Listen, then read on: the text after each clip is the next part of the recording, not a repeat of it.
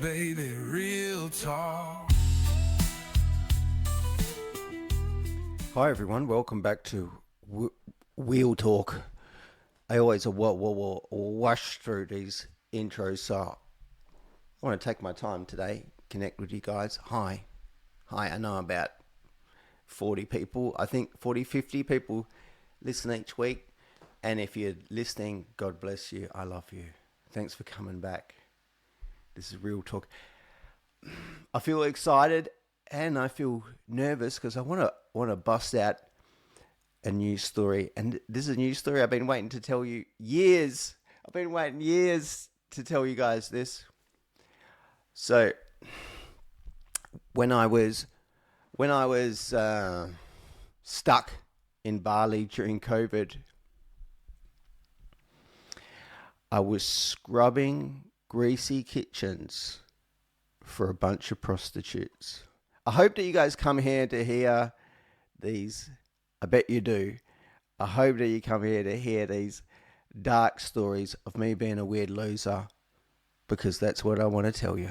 And I tell you, when I was scrubbing those kitchen floors, I thought, man, I hope I survive to get out of here and tell people about this.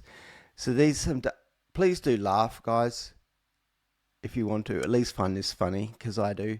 You know, when I was scrubbing those floors for those whores, and I can say whores, and I'll tell you why. When I was scrubbing floors for those whores, I just felt like there was a camera. There's got to be a camera in the corner of this room recording this, because this is out of this world. Anyway, how did I get there? You guys have heard, if you heard some of the past episodes, you heard bits and pieces of this. I think I'll now and then I'll come back to bits and pieces of stories, because different stories, because everything interconnects. Really, everything has a purpose. You know, I believe that, you know, people always try to frame their life in terms of stories that make sense. I was in Bali because I was running away from Australia.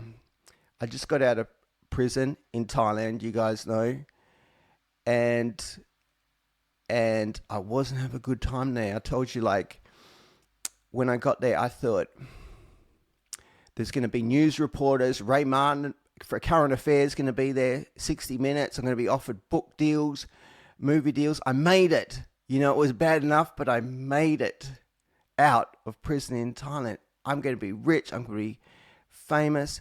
You know what? You guys know, if you heard, all there was my mean dad and my crazy mum. No book deals, just telling me what a dumb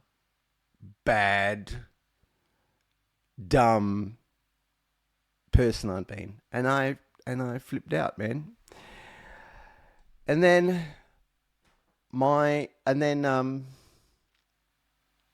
I was told my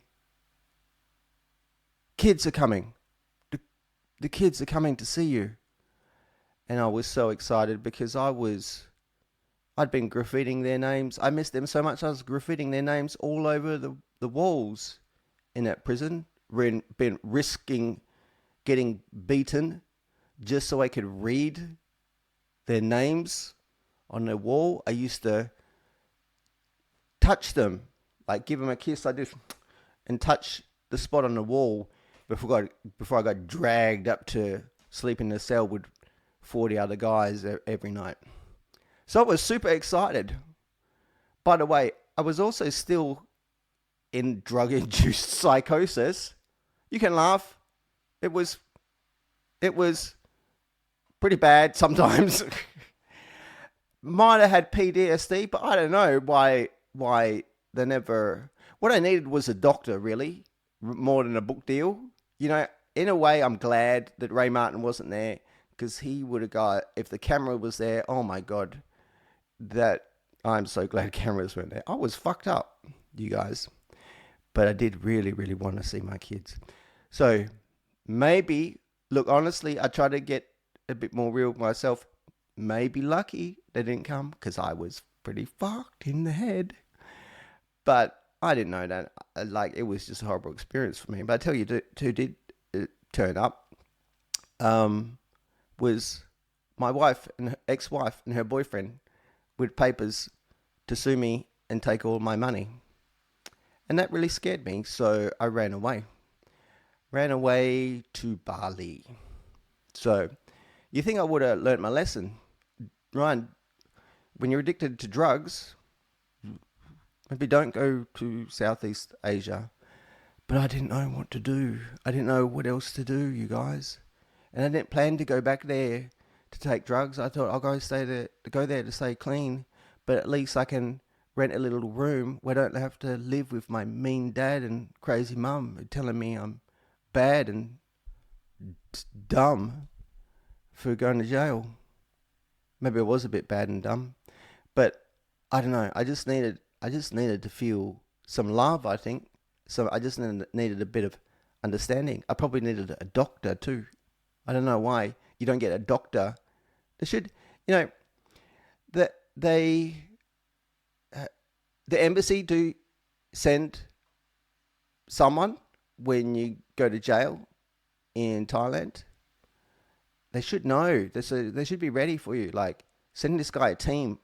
Send this guy a fucking professional clinical team, because he's not going to be well when he gets out. But none of that. Anyway, so I went back to Bali. I thought, I'll stay clean this time, and I can rent a cheap room. I'll stop being a sex addict. But you know what? That lasted about half an hour. A lot of drugs, a lot of prostitution in Bali, But most of you guys, when you go there, you say no, don't you? You know to say no. I know to say no too, but I say yes. I was still an addict. Like, it's really hard to stop being an addict of crystal meth. You need doctors. You need a team. You need a team around the clock. Guess what?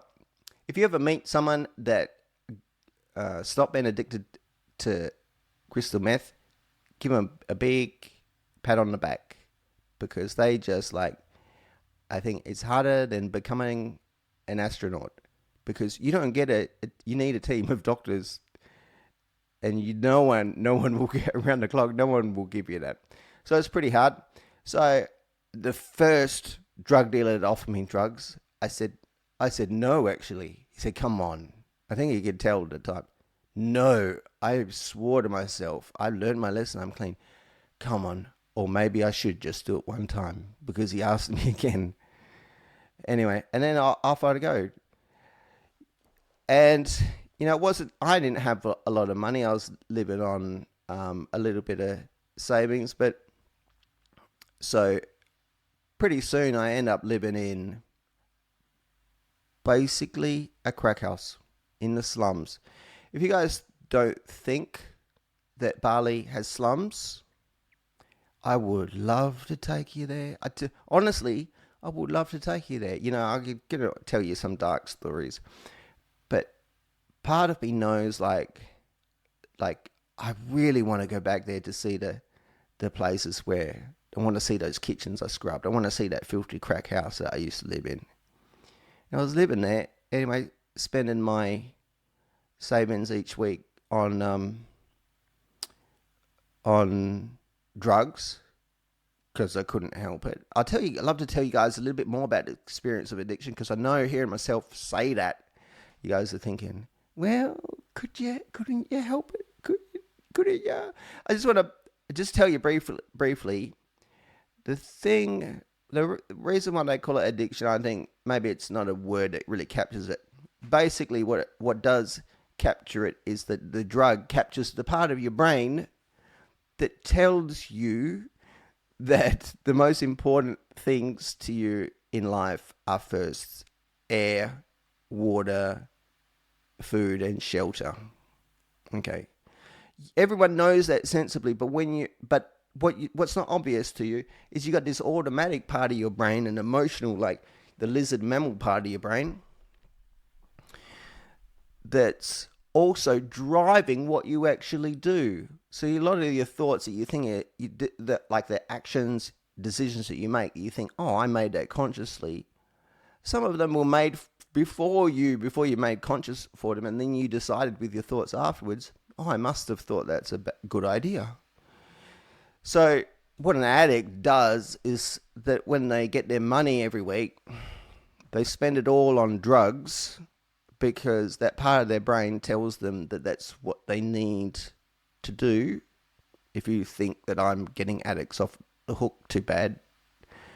Because that's the experience. I'm telling you, that's the experience from their inside. What you guys see outside, I know because I work with them, is that it looks like someone just selfishly wanting to feel good or escape their own feelings. That's very true, but there's more to it than that. So anyway, but also feel free to judge me and call me a dumb weirdo too. That's fine. So I spent all this money on drugs. So sometimes I didn't eat. I was lucky I paid my rent. Sometimes I didn't, and I had to figure out how to get money for that. Sometimes I didn't eat for 3 days. Sometimes I didn't drink water. Sometimes I drank water. I wasn't at that time. I wasn't in the jungle, but there were some jungly plants around. Now I like to think of myself like an Indiana Jones, but I think, this is something Indiana Jones would have done. Walked outside and I would drink the dew that would collect on this lush, I remember it like it was yesterday, lush green plant. And it's moments like that I see the camera in the corner of the room. This was outside, but the camera, up in space must be this is too good. This is too good not to be capturing and get to tell someone about it later. So I drank the dew of plants. I would eat mangoes that fell from the tree. You might feel like that. Doesn't that sound like a lovely life? Free mangoes in the jungle. In the slums, there happened to be a mango tree that would drop mangoes sometimes, and that's all I had to eat. So it was pretty bad. But you know what? More than anything, I felt like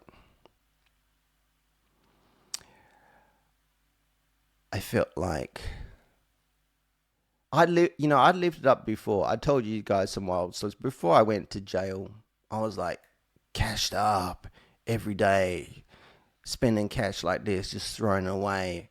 Drugs whenever I wanted it. Sex with hookers. By the way, I know how gross it sounds. I'll explain the life of a sex addict to you properly without Ross Gear here getting in the way on another episode.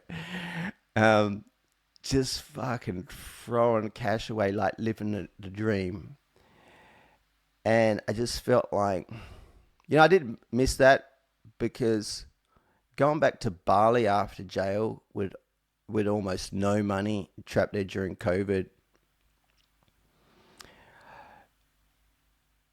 this was a painful time. But part of me poetically felt like, well, but this feels about right. Did I feel like when I was spending it up, sleeping with a different woman every night, gross, Ryan, gross, getting high all the time, feeling good all the time. Hey, sure, I could tell you what, I did feel like was the solution to my problems and what I deserve, because doesn't everyone deserve to feel okay all the time? And get what they need. But part of me also felt like at that time, oh, maybe this is justice. Maybe this is the universe's or God's justice, or simply purely biological, scientific justice. You can't live like that all the time. So I felt like, okay, this is my time to pay the piper. see what it's like now to live without cash on tap, to be a drug addict without easy access to drugs. So I spend all my money on drugs in a day, but that's like the day I got money. But I wasn't cashed up, so I'd get to be high for about a couple of days and then just feel so shit for the next 5. But still living in this slum. I felt like a lot of these decisions were based on, I've talked about this before, it's hard for men to talk about, but basically on an emotional need. I feel like that's a lot of what a lot of addiction is, that people don't, even addicts are too ashamed to tell you. And I know because I work with them that they almost never crack open this element. It's not just addicts, it's a human thing as well. We don't crack how much we're driven by, at the core, an emotional need to just feel loved. And that doesn't go away. I thought, like, sure, I might be down and out, but is it the message of the universe? I was still trying. When you see an addict and you're judging them and you think, look at that selfish guy who was buying drugs or whatever. Most of the time they're just genuinely doing their best to feel to feel okay and to feel loved. So I felt like, when will I get to feel okay? When will I get to feel loved? It's pretty shit. So the slum I'm living in. So in a slum, whether you're in Bali or Puerto Rico, I guess, I tell you who lives in them. Are the drug addicts, prostitutes, alcoholics, and gang members. So they were my friends. And in the shitty, rundown apartment block, that's doing it too. The apartment, but that's doing it too kindly. Fucking, how about this? Concrete box of broken bricks and wood. That's better. Next to mine, there were a lot of alcoholics. I was the main drug addict in my street. A lot of alcoholics, gang members from different parts of Indonesia, and a lot of prostitutes. Almost all of the women in the neighborhood I lived in were prostitutes, but hard to imagine. Imagine wherever you live, probably a nice sunny neighborhood in Australia, right? But every woman in your street, every woman you meet when you go to work, go to the shops, is a sex worker. Now, there's nothing wrong with being a sex worker. But living in that world, especially as a drug addict with very poor perspective on reality, it's strange. Oh, and feeling this really trying to get off drugs, and feeling this really painful feeling in your heart of wanting to be loved, knowing that you never get it from your parents. Sometimes you're texting with your other members of your family and old friends that all hate you now because you were an asshole to them. You're texting them, hey, I'm really hungry. Please send me money. I know I'm a drug addict. Or not telling them because they won't send money. Hey, I'm really hungry. Can you please send me $5? Because I will, I swear to God, use it to buy rice. If you send me $50, you don't tell them this. If you send them $50, I will buy drugs and then I'll buy some rice. But with $5, I guess maybe drugs are very cheap. Maybe your friends and family don't. I think they don't know. Incredibly cheap compared to Australia. But surely five. I can't get any drugs for $5. You can't get drugs for $5 in Bali. You buy a stick of weed. Can I have $5 for rice? And then they say no. And then you tell them the worst. So you call them the worst things you can imagine. And then they never talk to you again. And you're just trying to find love. You're just trying to find love. You're experiencing all this rejection as a drug addict. By the way, think what you want. Fair enough. Not giving a drug addict money, whatever. But you're experiencing all this rejection, and you just want to find love, and you're living in a world full of prostitutes. So I fell in love with a prostitute in that concrete block building I told you about earlier. I think it could have been anyone. I think my love needed to land somewhere, so it landed on her. I tell you what, that was never been in love with someone like that. She was like, let's get into this, because people are going to be shouting at me, maybe for calling someone a whore. I'll tell you why. You know that thing. So if you're someone, and I would too, I will get angry if I heard someone call someone else a whore. That's not cool. And when I do that, I'm thinking, don't call them a whore, even if they are a sex worker, even if they are being a bitch, even if they're being mean to you, right, whatever. Don't call them a whore. That's not right, because when you label them as a whore, what that word means to me, and basically to everyone, why we don't call people that, it means all these kinds of things. What it means, what that word means, and that's why we don't do it. So that thing that when you say the word whore to yourself and you picture, we wouldn't want to label someone with all those kind of traits. I'm talking about women that have all those traits and behaviors, okay?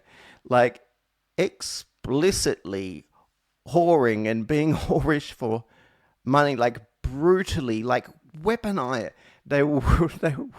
It's like weaponizing sex in the most vicious way possible, emotionally, not just physically, like emotion, weaponizing love. It feels like violence sometimes. So that thing that you're afraid to label people, they do explicitly. They label themselves as that. When you say, "Hey, why are you behaving like," can't say it, but whorish, so whorishly, they say, because that's what I want to do. But it's wrong, because I don't care. I want to,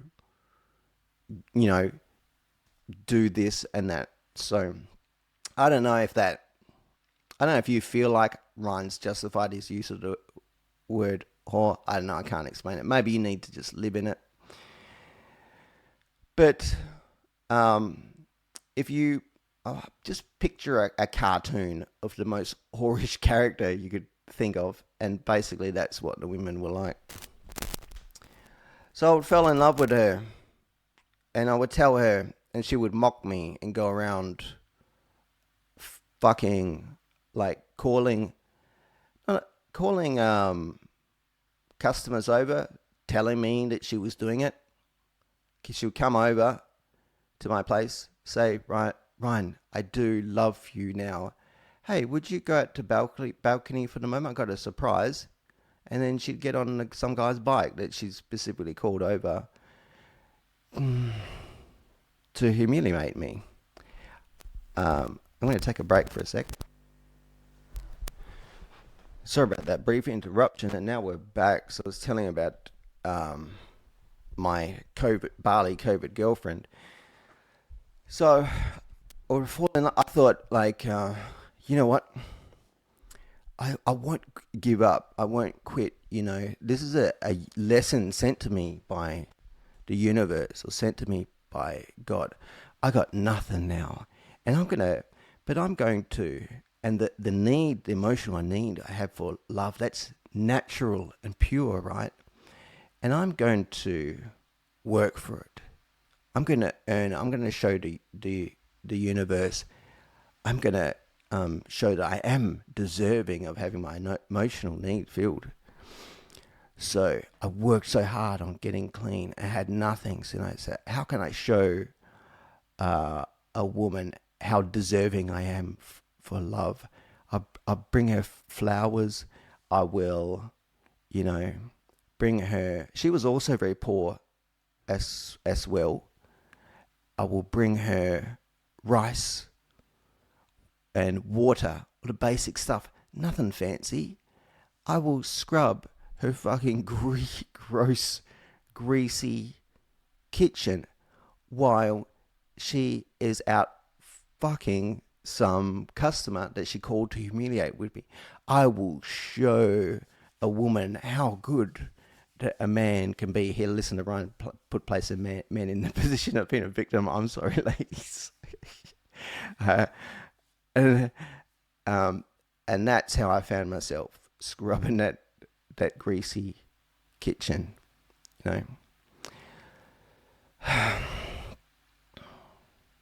Guess what? It didn't work. I did get clean, and I did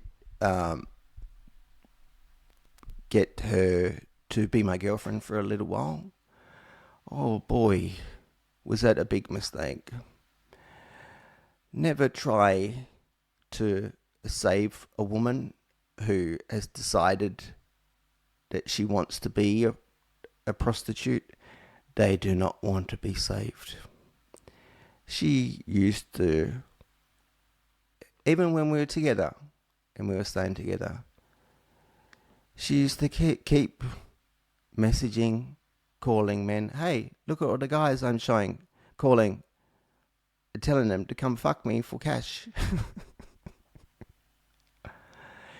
They are from another planet. Okay, so this might sound really brutal, discriminating, but I don't know who listens to this. Fuck. If enough people listen to this that I start to get in trouble, well, I don't know. Some of these women they are from another planet. You have no idea. I think I'm going to sound really terrible. I think you need to live in this to understand. And I don't want to place myself in the role of victim. I told you guys the story of how fucked up, how dumb, how bad. I was getting labeled as dumb and bad. Maybe I told you it's good. The 60 minutes weren't there. I was so dumb and bad that I learned a very, very painful lesson. Don't try and save a hooker in Southeast Asia by showing them what a good man you can be. She nearly scratched my eyes out. That was like the I want to say worst.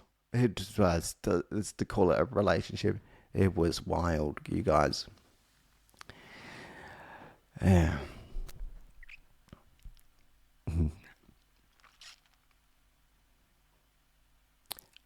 I hope you like that story. I'm single now, so I love saying that because I don't know, maybe I like the attention, but I feel like I still have a lot to learn about women and relationships, but I learned a lot from that one. Tune in next week. Thanks, guys, for listening. Bye for now.